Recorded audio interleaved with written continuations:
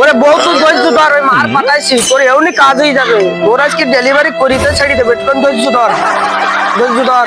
মার পাঠাইছি, বলে গেল তাড়াতাড়ি হবে না কাজ, একটু ধৈর্য ধর। তোর আজ কি হবে, একটু ধৈর্য ধর। আর এই গেল, একটু ধৈর্য ধর।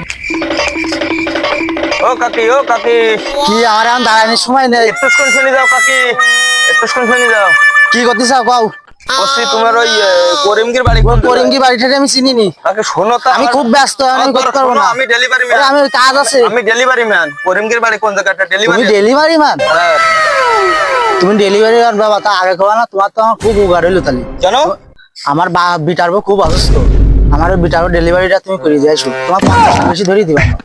আমি আমি আমি ওসব না ডেলিভারি বাবা, তুমি আইসো বাবা। বাবা তোমার 50 টাকা ধরে দিবা না বাবা। বাবা তুমি আইসো বাবা, তুমি আইসো বাবা, তুমি আইসো, একটু আমার ডেলিভারি